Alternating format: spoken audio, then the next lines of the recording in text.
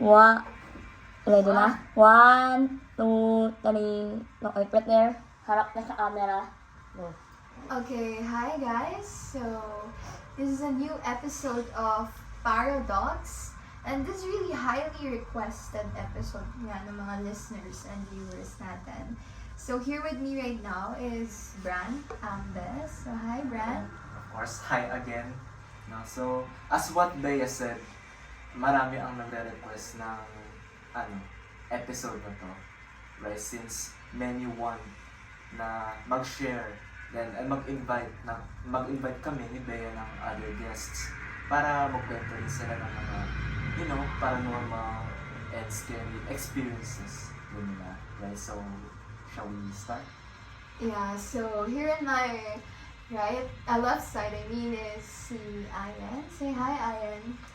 Hello guys, good to be here. So, sa left side ko naman din is si Erich. Hi, Erich. Hi guys, thank you for inviting me. Yeah, sa right side ko naman is Andy. Hi guys. And Kian. Hello guys. So, we invited them today to actually share their paranormal experiences, especially, or the stories that they want to share with us. So, kayo ba? Kamusta naman kayo right now? Do you guys have this heavy feeling ba? Or something? Ito kanina, may sinasabi ito kanina si Kian. Ang heavy daw nung atmosphere. Okay. So actually dito sa house or sa venue namin sa bahay nila Brad. Kasi since I was a kid talagang di ba? Hindi. So since I was a kid talagang mabigat yung pakiramdam ko once yung isang lugar is negative energy.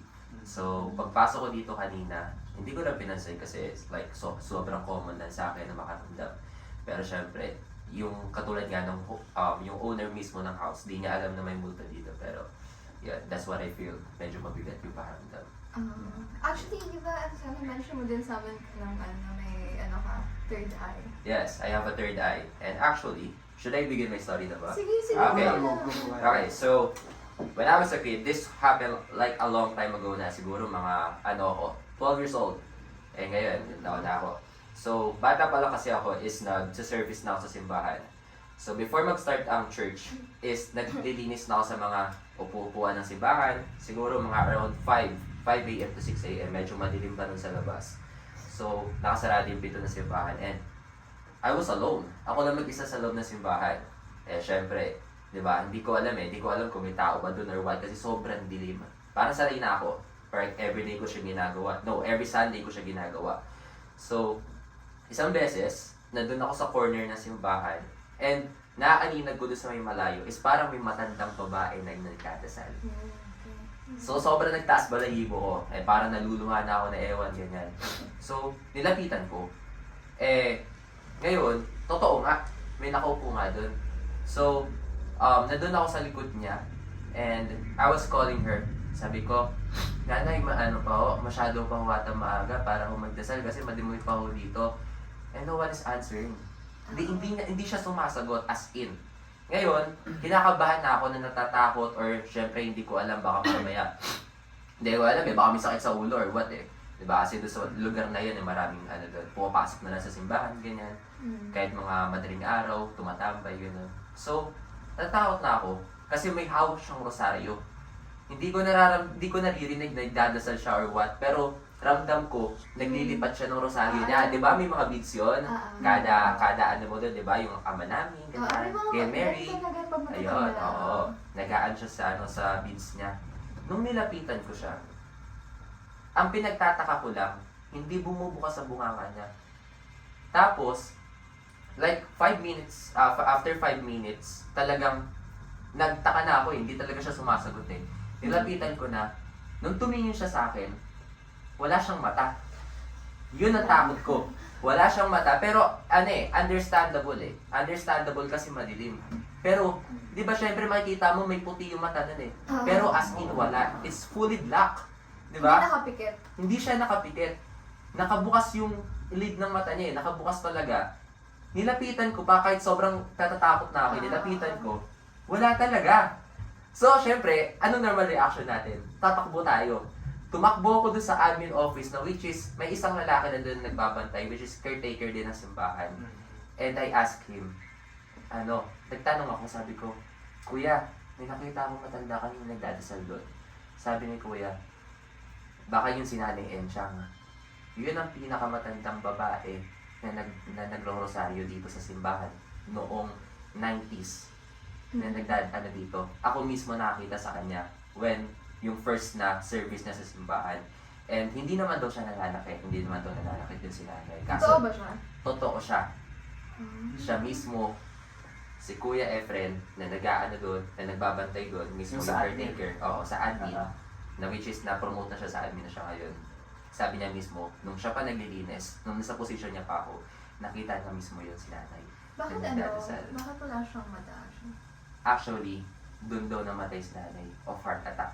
Habang nagdadasal daw siya mag-isa, gabi daw yun, So parang nagkakaroon siya ng meron siyang sakit na sa puso, pero pinagdadasal niya na mawala. Kaso lang binawi yung buhay niya. Doon siya mismo namatay. Ang nakakita na lang sa kanya is yung mismong tauhan ng simbahan. So ako mismo natakot ako na bakit sa akin nagpakita. Kasi karamihan doon na pinapakitaan ni nanay is yun daw yung may mga parang may mga sakit daw, yung malapit na mamatay. So ako mismo kinabahan ako, sabi ko, ibig sabihin malapit na ako mamatay. Pero syempre it was a long time ago. Syempre parang lang siya, usap-usapan lang. Pero syempre, doon pa rin sa part ko, nakakatakot talaga siya na ganun pala na malapit mamatay, nagpapakita. Bakit nagpakita sa akin? Yun ang nakakatakot na experience ko. One of my scariest experience in my whole life. Ako naman, hindi ko siya, actually sa akin, so sa dami-dami kong mga narinig na kwento, I've never really experienced a paranormal thing talaga. Pero ang dami ko narinig. Like before kasi, sa bahay namin, hindi pa kasi siya renovated. And then, dalawa lang yung palapag kasi namin sa bahay. And yung second floor, kwarto lang talaga siya. I was a kid that time pa. And itong tito ko, nakikinig siya sa music. And ganyan, nakikinig na siya sa music. Ayun kasi, malakas talaga yung experiences na sa this like paranormal thing. And habang nakikinig siya sa music, mayroong nagsalita dun mismo sa music. Like, parang like yung boses ng matandang babae na like, nanghihingi ng help. Like, tulungan niya ako. Like that. Parang hindi siya kasama doon sa actually, music. recorded yun habang nag-ano siya. Naririnig mo talaga, ganun. So, nung hindi ko naman, bata pa ako nun Ang dami pa nila na-experience na gano'n. So, kayo ba? You guys have Nakakatakot din, especially since bata pa tayo na expose agad tayo sa parang ganong situation. You don't know if pang susundin mo or yung fight or flight response mo ba.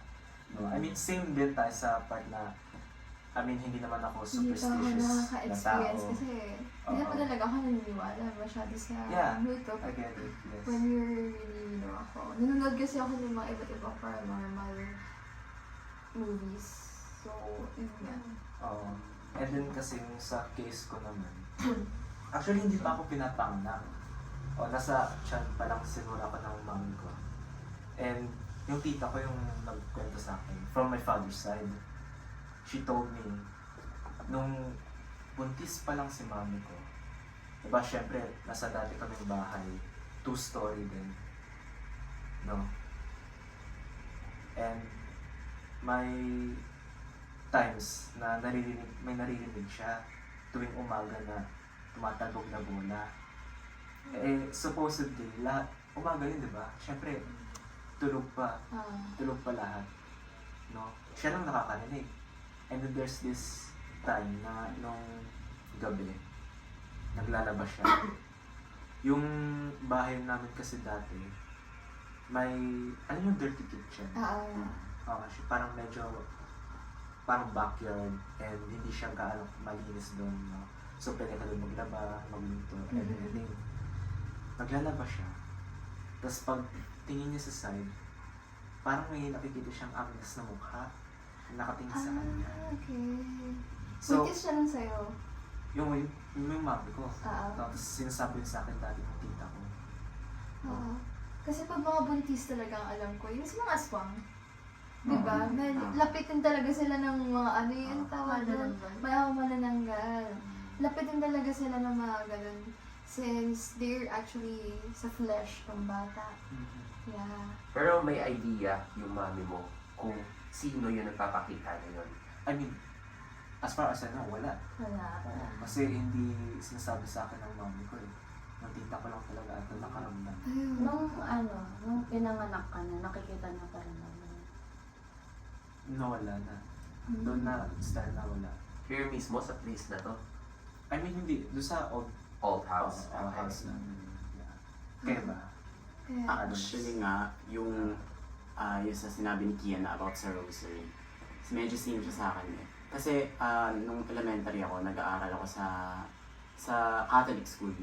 Ngayon, it's a normal day lang. Then, all of a sudden, parang nag-announce yung office namin na parang i-check each room, i-check nila yung rosary namin one by one. Kasi required sa amin magdala ng rosary and Bible since Catholic school na. Ngayon, syempre, ako, curious ako. Anong meron, bakit i-check? Din na yun, ang sinabi sa akin ng friend ko, ang chismis daw is parang, yung rosary daw, di ba usually ang crucifix or rosary natin, si God ang nakalagay doon, di ba? Nung, ang sinabi sa akin ng friend ko, yung iba daw na rosary is, hindi si God nakalagay doon. Cross siya, pero ang nakaano is parang ahas. Ngayon, so yun, natakot ako syempre. Syempre, paano nakapasok yun sa... Hindi lang kasi isang student eh.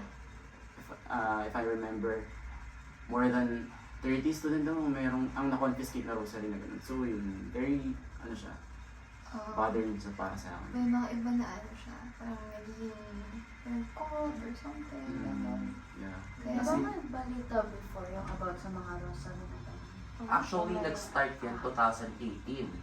Yun yung cross siya na may nakapako doon, pero makikita mo may nakapalibot na ahas. Yun yung nagsisignifies of being, yung kay Satan, di ba naging ahas siya nung pinakain niya kay Adan at Eva. Meron doon 3 araw. Yung 3 araw na doon nagsisignifies ng parang hit sa impyerno. Na ganun kainit na naglalagablab na parang 3 araw nakapalibot sa loob ng impyerno. Ganun siya kainit. Kaya may 3 araw na nakapalibot doon sa krus na yun. Kasi actually, to be honest, even, ipapasok ko yung Bible, even sa Bible, they're really saying na, di ba nga si Satan and yung mga alagad niya, tinapon sila dito sa earth eh. Kaya hindi talaga imposible na may mga na-experience tayo mga ganon or something. Kasi tinapon sila, like galing yung earth, tinapon sila dito. Dito talaga sila. So, yeah, hindi imposible maranasan natin sila. Ganun nga. Ikaw ba, Rich? Mabigat na ba kayo yung sa inyo kasi mga, di ba sobrang dati pa ng mga bata pa kami. Sa akin medyo recent na yun. Kasi like, mga 2019 ata yun. Like, Before pandemic. before pandemic, nung parang summer, before ako mag-grade 7, nag-vacation kami sa Capiz kasi may bahay doon. Eh, di ba yung Capiz is like, Very known siya sa mga aswang. sa mga aswang ganyan. Talaga. So, tinatakot kami ng mga tito. Yung tito ko kasi kasama kami wala si mami. Tinatakot na kami na mag-ingat na kami. Tapos, Capiz is known for aswang. So, Tik-tik mga huwag daw lalabas ng gabi. Pero hindi naman kami lumabas. Pero kasi nung unang move namin doon, kasama ko sa kwarto yung pinsan ko. Tapos, every 3 a.m. Like, saktong pagka, namin doon, punta namin doon. Every 3 a.m., like for 1 week straight, nagigising ako lagi ng 3 a.m. Ganun siya, ganun yung cycle. Tapos, akala ko doon na nag-stop yun. Kasi after 1 week, nag-stop naman na siya. Or like, after a week, palagi kong napapanaginipan. I'm not sure if paranormal to or like whatever, pero for me, it's really scary. Kasi palagi kong napapanaginipan na yung, alam mo yung mga duguan or may mga pugot na ulo. oo, pero ang mas malala dun kasi, kaya mas nabother ako dun. Kaya every morning, naghahanap ako ng wood na inanak. Kasi yung parents ko yung nasa panaginip ko. So one time, I woke up na gano'n na naman yung panaginip ko. I was crying. Tapos tinignan na ako ng pinsan ko ng gano'n. Tapos hindi the next day, like after 2 days, magkasama kami nun sa kwarto. Tapos patay yung ilaw, natutulog siya. Tapos natulog na rin ako. So pagkagising ko, ganun pa rin yung panaginip ko. Pero nagpo-phone na ako nung gising na ako. Tapos nagpo-phone ako, nakaganyan ako, nakaupo ako sa tabi niya. Tapos natutulog siya, diba? Tapos bigla siyang, oh my God, bigla siyang gumanon. Tapos parang hindi siya mapakali as in. Tapos sabi niya sa akin, umuungol ka ba? Ikaw ba yung umuungol? Ganyan. Gumanon siya. Sabi ko, sino umuungol? Tayo na naman nandito. Tapos sobrang lamig ng kwarto mo dahil sa aircon. So parang, akala ko nanginginig lang siya dahil nalamig siya. Pero as in, parang iba na yung nginig niya. Nanginginig din ako. Tapos, ang nangyari nun, kasi di ba sabi ko, hindi ako yung umuungol. Tapos sabi niya sa akin, ikaw umiiyak? Sabi ko, hindi ako umiiyak. Tapos, as in, sa sobrang takot niya, tumakbo siya palabas, tapos umiiyak siya. Alam niyo, parang sinasabihan na parang iyak na hagulgol sa labas sa tito ko. Yung mga pusa. Ganun siya. May pusa sa gabi. Yung parang, Yung iyak nila. Oo, ang lakas Parang na. nagsasalita. Ganun siya. Ganun. Actually, yun talaga takot ako sa... Hindi ako takot sa pusa. Pero kapag sa gabi, para silang nagsasalita na umiiyak. Yung sabi nila, hinahanap daw yung anak, ganito. Pero parang sa akin, talagang hindi ko alam kung pusa ba yun or maligno. Kasi grabe yung iyak nila, nagsasalita. yeah. Actually, there's a different meaning of that. Na kapag ang pusa is nagagalit at umiiyak. Do you know ba yung the fact about cats? Sila mismo yung pumuprotekta sa iyo against evil. Totoo yun. At kapag naririnig mo doon na ang pusa bigla na lang humihiyaw, bigla na lang umiiyak, nang wala siyang kasama, meaning may nakikita sila at gusto nilang paalisin yun. Because they really hate evil. Possible na sinasaktan sila or what. Pero takot sila sa mata ng pusa. Kaya laging galit ang pusa sa gabi kasi marami silang nakikita sa buong paligid. Yun ang meaning ng pusa. Pero pag may kasama, yun, may kaaway yun. Pero pag wala siyang kasama, minsan nakaupo siya, bigla na tumatalon, tumihiyaw, may nakikita sila. May experience ako before nung around, I'm not sure if grade 5 or 6. Camping namin yan sa old school namin. Tapos, diba, magka-classmates kami nila Erica before. And then, kasi dun sa school namin, required talaga na mag-Girl Scout, Boy Scout. Like, hindi siya yung mag-join ka lang. As in, lahat talaga ng students. O, amin So, dati. Ganun talaga. Palaging Boy Scout, Girl Scout. So, that time, pero yung camping, tinatanong naman kami if gusto or not. Ayun, edi ako, as a sponty person, edi sumama ako. Pinilit ko sa naman. And then, yung first night namin doon is kakagaling lang namin sa activities noon. And then, nagsa-set up kami ng tent. Kasi that time, wala akong tent. So, naghahanap ako ng matutulugan ko. So, nung may nahanap ako, nilapag ko yung gamit ko. Sabi ko, ate, pabantay, mag-wash up lang ako, magtutoothbrush. Then, nung nasa CR ako, nag-toothbrush ako. Then, yung salamin doon, parang, yung usual mga salamin sa public restrooms, mga malabo or may kalawang. And then, that time, habang nag-toothbrush ako, I felt uneasy talaga. Kasi, ako lang mag-isa. Kasi lahat sila doon nag-aayos ng tent at nag-aayos sila ng mga gamit na. So, parang that time, binilisan ko mag-toothbrush. And then, paglabas ko doon sa CR is, yung light doon sa pag-enter mo ng pinto, paglabas ko doon, nag-flicker siya. So, that time, yung instinct ko is tumakbo na ako. Then, nahulog ba yung toothpaste ko doon actually sa may damuhan. Then, pinick up ko siya very quick. Pero pagka-pick up ko doon, parang may nakita ako sa gilid ko na parang paa. So, nagulat ako. Hindi ko na naisip if if tao ba, another student or what. Talagang tumakbo na ako agad. Then pagdating ko doon is, nagsabi ako sa isa kong friend, I forgot who she is now, pero babae siya. Nagsabi ako sa kanya ng gano'n, tapos sabi nila, may naririnig nga daw sila ng gano'n, tapos nagkwento ulit sila sa akin. And then, di natulog kami nun. The next morning, around 4 or 5 a.m., nagulat ako, nagising ako. I was hearing whispers all around. So, lumabas ako, nagtanong ako dun sa tinulugan ko ng tent. Sabi ko, ate, anong meron? Tapos ang sabi nila sa akin, may nakita daw sila na parang kapre or something na, tapos dun sa may puno. Tapos doon daw sa may fireplace is parang may white lady daw sila nakita nakatayo dun. So that time, syempre, no-see ako noon kasi I was curious. Pumunta ako dun sa fireplace. Di na ako pumunta sa may puno kasi takot talaga ako. Doon ako sa fireplace kasi medyo may nagkumpulan din. Pagtingin ko doon, kasi usually sa fireplaces, di ba, parang ma-amaze ka kasi ang nostalgic na tingnan, or majestic rather.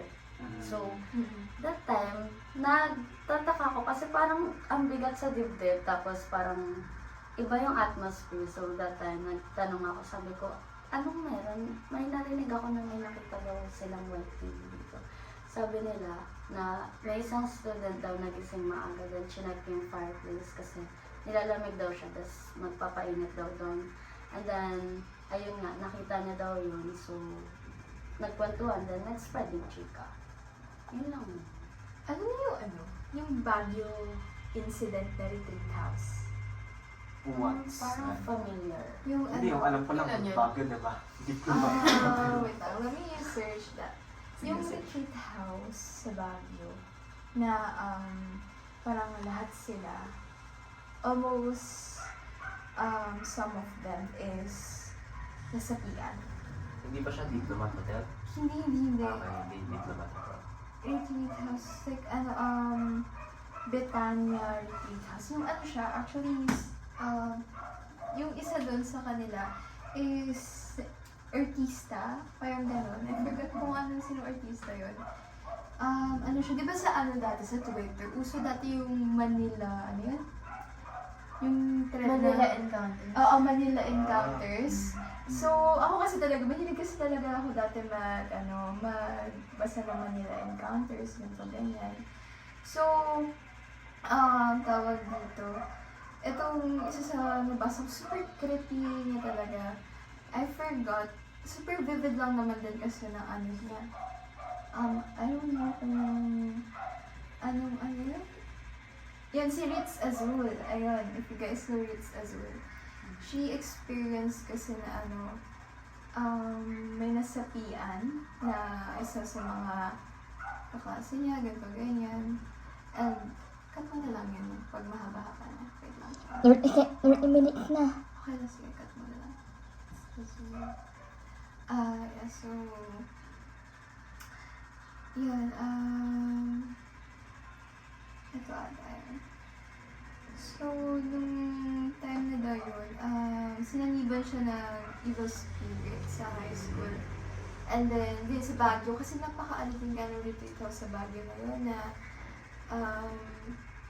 bigla na lang daw nanginisay, nag-iiba yung boses, ganito, ganyan. Kasi, tawag dito, may,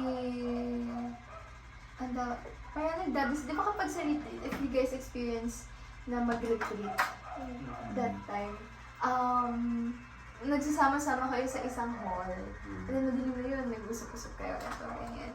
Eh, yung kanila kasi, yung mga nag-ano doon is, nagbabanda is, pare, mga madre. Yan. Tapos, that time, tawag dito, ayun, they experienced that. And, ang nangyari is, wait, let me just search the story one. Cut mo na lang, Nico. Paano kayo edit na 30 minutes? Hindi ko naman pwede i-cut yung mga stories niyo. Para lang cut yun. Okay na yan. Seryoso? Kala ko 10 minutes na. Yung sa climax. Ha? Sa mga parang pwede endpoint ng each Alam ko story. ano nangyari sa Mga MPH story. Ano yan, sir? Ba't nakikinig? Ang bigat ng pakiramdam kong Ito na. Ito. Wala ko tuloy ako. May Kasi onset. sinasabihan, masakit na ulo ko. Iba daw na Uy, actually, may retreat ako sa Friday. Friday, Saturday, wow. Sunday. Ay, Sa oo. isang church. actually yung church na yun is matagal na abandonado. Pero, Ba't pa inano ulit siya. nag-retreat dun? Hindi, matagal na siyang abandonado. Pero, ginamit ulit siya. Kasi nga, parang an exclusive na organization na simbahan na banal na pag-aaral. Pero sabi nila sa CR is, parang alam niyo yung, alam niyo yung sa UST na may ole-ole. Oo, doon daw. Doon daw, may nakikita Yung babae sa UST. Oo, sa UST. Pero doon daw, hindi naman doon ole-ole. Pero once na may nakinig ka daw ng isang, para siyang Latin na mortem. Do you know mortem? Yung prayer? Hindi, mortem. Mortem in Latin is death. Ewan ko ano yun. Parang mamamatay ka. Basta sabi ng lola ko. So pag narinig mo na yung mortem na yun, huwag ka daw titingala. Ganun. Pero kapag hindi ka daw tumingala, hindi mo mabubuksan yung pinto ng cubicle. Tapos yung anak niya, nasabi ko Ang meaning, May ole. hindi, Wala bang butas hindi, sa UST siya. Ay, hindi, doon siya sa BNP. May naririnig daw doon ng mortem. Mortem is death in Latin. So, oo, pag narinig mo yun, mortem na yun. Ganyan. Wala bang like butas under the cubicle para like makakatakas? Parang Sa ilalim, may butas ka, may butas doon. Makakalabas ka doon kung sobrang payat mo. Kasi ganyan lang yung butas niya, ganyan lang siguro kataas eh. Kaya yun? Pero sa taas, makakalabas ka talaga doon. Pero, you have to look up. Meaning, nandun siya. Nakatingin ka doon. Kaya sabi nila, sa gabi daw, huwag ka daw mag-CR mag-isa. Kasi pag Ayun nag- actually, oo. sinabi sa amin sa Oo. camping. Huwag ka mag-CR mag-isa. Kasi pag nag-CR ka mag-isa, doon mainis mata ng mga mundo sa'yo. Ayun yung sinabi sa amin ng camping. Kaya huwag ka natakot sa mundo.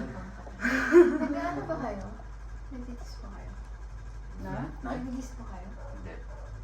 Ano sa balita? Hoy! Ayan na. Ayan na. Ha? Totoo Uy, na baka to. ayan. Totoo na to. O yun, baka ito kanina lang. po mabigat pakiramdam ko. Totoo na to. Oh, ito. Actually, papa ko may third eye. Nakakita siya ng tatlong pugot ng ulo na nakakit sa Ito naman out Si ano na. ate may third eye. Iyan. Hindi. Iyan bumalik Ako, ka. Si ate ko. Sisira yung ano, mag-iiba yung position mo. Matalas ka. Tapos, Tapos na ba? na-involve Hindi na pa. yung third eye niya. Wala pang out tuloy. Kasi sa tabi ko, Okay, mamaya. nakita niya sa third eye niya. Kaya wala ka akong lumalaw. Ano yung outro naman natin? Actually, Actually, ko focus- dati pero hindi focus ko na na tayo. tatay, parang duguan, ganun. Ginagawa mo. Iyan. Ay!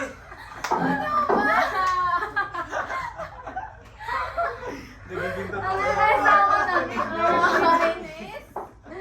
Yung tayo sama na sa podcast, i-blur mo lang yung mura. Lagyan mo dolphin sounds. Hindi. Write the scene. Oo nga, i-play mo lang kayo. Isama niya yung ano, yung sabi ni Bea. Bakit ang may sampag dito? I-play mo kaya na i-play mo lang yan. Para... Wala, di ka matinitig yan eh. Nakain Ay, may mo nakikinig pa rin. Naka-record pa rin. Oo. Kaya hindi ko kwento ako na Ano sabi. na pala nakarecord yan? Isa, Hindi ko isa, pinatay. sa pinakadulo na lang, parang may blue Third- face tayo. wait, Parang ano minutes lang, na parang eh. may tayo na nag-usap na tayo. Basta maghanap ka na lang ng good friends, sikat ka. Pero legit, hindi na ako kalmado sa atmosphere ngayon. Ang Na-imagine. init kaya. Ang Pwede init. nga. Kasi nga, actually, kapag nag-uusap tayo na nakakatakot, Mas lalo we're silang bringing maano. negative energy. Negative energy. Negative Uy, energy. kakagalang ko lang sa para, sakit. para nagiging ano, parang mas nakakapasok sila. Eric, Mm-mm. naalala mo na nag-shooting tayo sa simbahan? Tapos inabot tayo alas 6. Sa Charbel? Hindi. Sa Ingat ka sa Lasalit. Lasalit. Sa'yo dyan. Sa cemetery? Lasalit. Sa Lasalit. Ay, oo! Ikaw, sino yung nasa likod ko? Ikaw, sino yung sa likod mo? Meron din yung sa van, yung May shuttle sa likod airdrop mo. ni Rai. Manama. Tawa ka ba? Ito yun na to. Ito. Ayun. Story namin tatlo. Wow. Meron kaming, like, kwento ng, ni Andy tsaka ni Nicole. So, di ba kasi, nung 21st filming, nag-film kami nun kahit gabi. Yeah, Nag-film umabot pa nga kami kami ng sa- hindi naman midnight. Basta gabi na kami, umabot kami ng gabi sa Charbel. Basta, like, ano sasabihin ko? Wait lang. Ayun, inaabot kami like, ng gabi, tapos nag-film pa kami sa cementerio, simbahan, kung saan. Tapos one time, nag-film kami sa Lasalet, sa Silang. Tapos, eto, kasi, sobrang dilim nun, di ba? Kasi wala palang ilaw tuwing gabi. Tapos nag-charge kasi kami nun ni Gab sa court. Wait lang, eto muna yung sa amin. Nag-charge kami ni Gab sa court, tapos biglang pinatay lahat ng ilaw. As in, so tumakbo kami, hinahanap namin si Nicole tsaka si Andy. Pero sobrang patay na yung ilaw. Tapos, tumigil ako nun. Alam ko tumigil ako nun kasi may naririnig ako nagsisigawan. Sabi ko kay Gab, Tita Dayan, na dito ka naririnig yung sigawan. Tapos sabi niya, alam ko dito yung yung daan. Kasi parang lobat ata kami nun. Tapos, inon niya yung flashlight niya. Tapos sabi niya, dito yung daan. Sabi ko, dito yung naririnig kong sigawan. Sabi niya, baka ikaw lang yan. Baka binibiro mo lang ako, gumaganyan siya. Tapos nung nahanap na namin silang dalawa, diba? Tapos iba pa ba to dun sa nakita Saan kayo namin airdrop dumaan? kayo? Iba pa. Diba dun sa sumisigaw? Or dun sa... Dun sa sinabi niya, kasi natatakot na ako. Kasi sabi ko, bakit ako lang yung nakakarinig? Bakit ako lang nakakarinig? Siguro inner voices ko lang yun. Kinagasay ko na sarili ko ganun. So, pinuntahan namin yung sinabi niya. Nandun nga silang dalawa, so tama si Gab. Sabi ko, ano yung naririnig ko? Kasi sobrang tahimik eh. Ang naririnig ko lang sigawan, tas yung boses namin ni Gab, kasi sumisigaw kami habang tumatakbo. Tapos wala nang misa nun or whatever. Alam ko wala na, kasi patay na talaga yung mga ilaw. Tapos eto, may isa pang experience. 21st century filming ulit sa Dead Stars. Eto kasi nag-airdropan tayo nun, diba? Diba? Galing tayo. Ano yan? Wait, ka to. Ano yan? Galing talaga. Galing kaming Charbel no. ayan. Sobrang dilim na naman sa Charbel. Basta sobrang dilim sa Charbel. Tapos, nagpapa-airdrop si Gab tsaka si Andy ng video. Tapos, dumaan kami nun sa, alam mo yung madilim na part, pero nakakatakot na part. Di ba doon tayo dumaan? Sa Charbel? Parang Oo. nasa van na kami. Nasa van na kami nun. Tapos sabi ko, sige, airdrop ko na. Sino nga yung nag-on ng airdrop nun nung nakita si Rai? Ako. Tapos nag-on na si Andy ng airdrop. Sabi niya, ha? Andito si Rai? Si Rai yung kaklase namin dati. Andito si Rai. Sabi namin, ha? Tapos sabi namin yung airdrop niya. Sabi ko, bakit nasa akin ba yung phone niya or what? Kasi like, ang random ng pop nung icon niya sa airdrop. Ayun na nga. So parang sabi namin, baka nandito si Rai sa Charbel. Sabi ko, kay Andy, tawagan niya. So tinawagan niya si Rai. Sabi niya, nasan ka rin? So sabi ni Rai, di ba nasa bahay? Nasa bahay daw. Tapos, ayun, sabi namin, bakit naka-on yung airdrop mo? Nandito ba yung phone mo? Tapos hinanap namin yung phone niya. Wala. Kasi gamit niya sa pagtawag, di ba? Kasi nasa bahay. Pero hinanap pa rin namin just to be sure. Kasi naka-on talaga yung airdrop niya. Tignan yung bang set down. Trinay ba natin set na? Alam ko Oo, tinry tinry natin. natin. Pero ayaw. Ayaw talaga. So, Not in range. Pero nakalagay yung I right. think. may Rai talaga. Hindi ko alam kung na-picture namin yun. Basta, ayun, nagtatakutan na kami. Nagtatakutan na kami. Sabi namin, uy, baka nandiyan na sa tabi-tabi si Rai. Tapos sabi namin, pero nasa bahay. So, bakit nandiyan yung airdrop niya? Oh my God. Tapos, ayun, nagtatakutan na kami. Like, lahat ng nangyari sa 21st century, lalo na yung mga filming sa gabi, Charbel, Lasalle, Cemetery. Actually, may Lahat experience talaga. kami din sa Charbel. Di ba nag-ano tayo ng trailer sa horror? Horror din yun. Sa amin. Yun. Horror din yun. And gabi na din yun. Inaantay. Kasi yung scene na yun is yung talagang parang scene na hahabulin Oo, sa ayun yung ganito, habulan. ganyan. Sa pagitan. Baka ayun yung sa Tapos, tawag dito. Ako kasi kami sa lighting. Kami yung sa Ikaw yung sa lighting. voice actor. Tsaka sa voice acting. And then what happened is, nasa dulo na kami. Saan banda yun? Ewan ko doon din ba kayo na gano'n? Nicole? Nasa, parang... Kasama niyo ako nun. Oo Oo, nga. kaya nga. Dun, same lang din ba yung shooting ng 21st? Pero mas loob pa, di ba super dilim na nun? Oo. Kaya nasa mukha na lang tayo. Yung sa amin, pinaka-loob pa in loob. Kaya super dilim talaga mo. Oo, yung way na yun, talagang walang tao. Oo. Walang ano ka ba? Oo. Ano yung way na yun, super dilim niya. And then, may naaaninag ako doon. Kasi pag gitna ng dito ilog na. Tapos, pag tawag dito, sumilip ako sa may gubat. Tingin ko, parang may anino or like drawing. Hindi ko something na parang siyang pugot na ulo talaga. So, ayun. And, yun nga, actually, pwede mo i-cut yung mga important. No lang, pwede naman. May share ako na isa pang story. Kasi yung lola ko sa tuhod. Sana mabigyan mo dito. Ano siya, matanda na kasi. So, siya lagi mag-isa sa bahay, sa kabilang bahay namin. And then what happened is, lagi may bumibisita sa kanya na babae. And yung bahay, kabilang bahay kasi namin na yun, sa taas nun, may may naririnig kayo. May naririnig silang bata and babae. Ganyan, parang tumitira dun sa taas. Possible ba yun? Na parang may tumitira. Alam ko ba? Oo, na ayun yung babae. Hindi ka nila talaga. Actually, hindi ka nang mag-away ng pamilya namin kasi sinisiraan yung ghost or nung multo yung isa sa mga lola ko na parang in-laws ng great-grandmother ko. And siya kasi, Naninira yung multo. oo, kinakausap niya yung lola ko. So, sabotage. Magaling na na. Ewan ko, sabi ko that time, baka delusion niya lang since matanda na siya, baka inaano niya lang. Pero, we figured out na kapag pala yung multo, nagpakita sa'yo. And then, kasi tinanong namin, parang they actually can, they can actually make a look-alike face na kakilala. Shift. Oo, parang Doppelganger. Doppelganger. Hindi ko marunong sila. Doppelganger. I don't know if it's really true, pero talagang ganun sila ka-powerful being. And ayun. Sabi sa akin ng kaibigan ko dati, may nakita siyang ako. Dati nasa bahay lang ako. Sabi niya, hindi, ikaw talaga yun. Hindi ka na lumilay mo na tinatawag kita. Pag grade 10 ako. May may kakwento ako. Kahit huwag na yung sabi ko, saan may kakwento ako? Nung grade 10 ako, Lumulobo na yung battery ng Pwede isang oras na. Grade 10 niya ako. Yung best friend ko. yung best Oo friend na. ko, Wait lang, cut kung... go. Yan yung